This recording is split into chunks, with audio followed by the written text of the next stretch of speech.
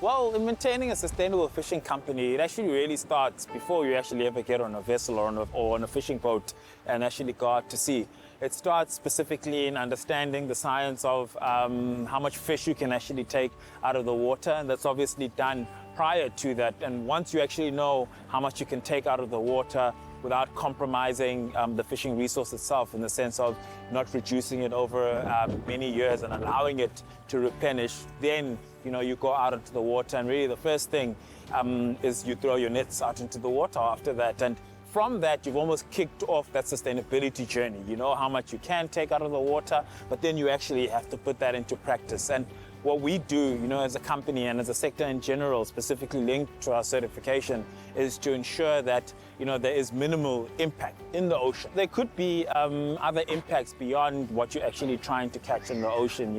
You could potentially impact other fish species that you're not targeting, but other marine animals that are also there. So you always have to try and limit that. But I think the biggest impact, the potential impact that we could also have beyond actually extracting the fish out of the water, due to the nature of our fishing method, is actually the impact on the benthic. So you want to ensure that the sea floor is taken care of, and you got minimal impact on that. We've done a lot of experiments in trying to understand, what is our impact when we do throw our nets down into the ocean. Because at the end of the day, you can't really manage what you don't measure.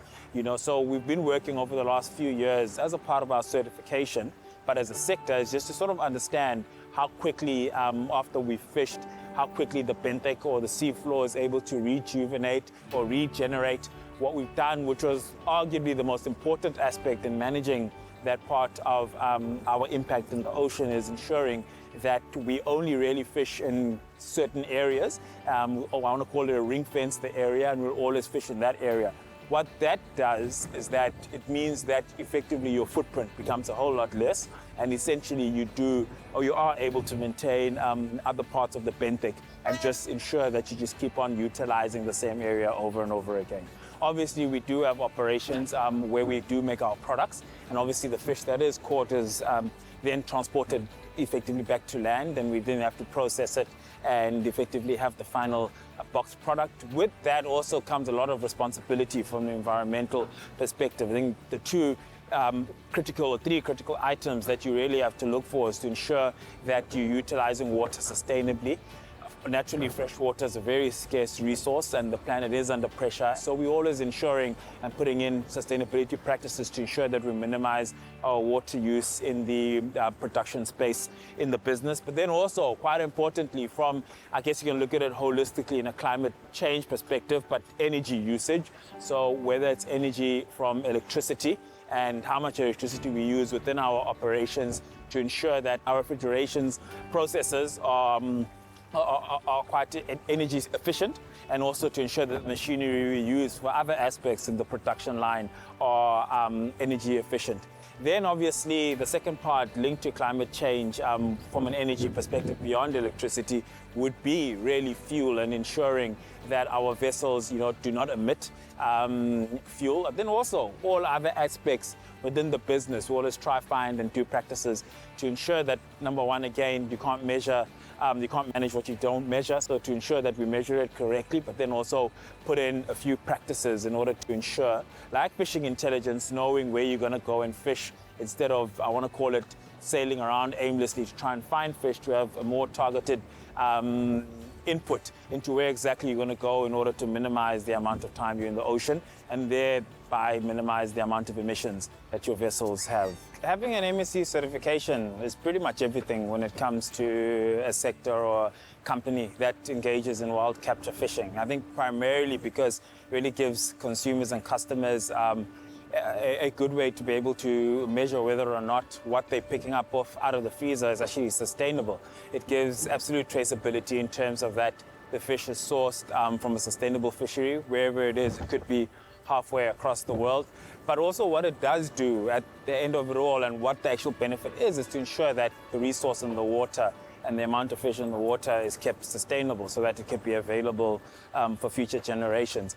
What is quite important is that with having a certification such as the MSC, it also does add overall value into the fishery, in the sense that it helps to create more jobs and sustain more jobs, because at the end of the day, again, there is a direct correlation between MSC certification, keeping the stock sustainable and always being replenished, and the employment that comes from it.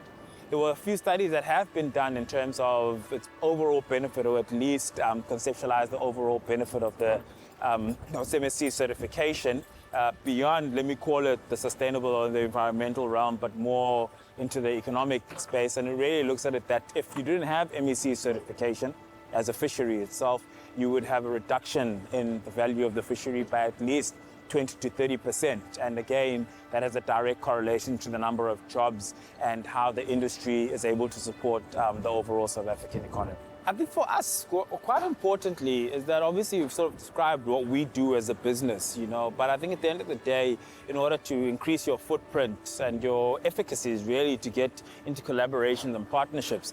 It really starts with us working together with our suppliers and our customers and trying to find sustainable solutions to our normal supply chain. So whether it be sourcing sustainable packaging, working with our packaging supplier in order to get materials that will give us sort of that push forward into getting sustainable packaging, which then obviously we can purchase and utilize for our projects. But then also at the same time, our customers who also, give input into that overall process. So it really comes down to collaboration. Externally, it's also quite important. It is quite important for us to partner with like-minded organizations.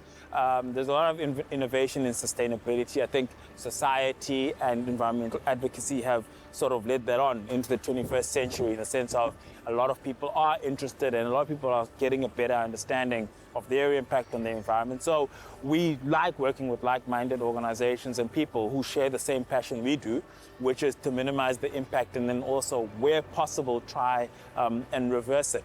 So we have worked with a lot of community-based programs, and also what we try and do is work where we can sort of find the good nexus between environmental sustainability and social accountability and social assistance, where effectively we have worked with organizations, for instance, EcoBrick we have done over the past few years, which is effectively cleaning up beaches and then utilizing that waste and recycling that waste. So there's a couple of projects that we are working towards moving forward.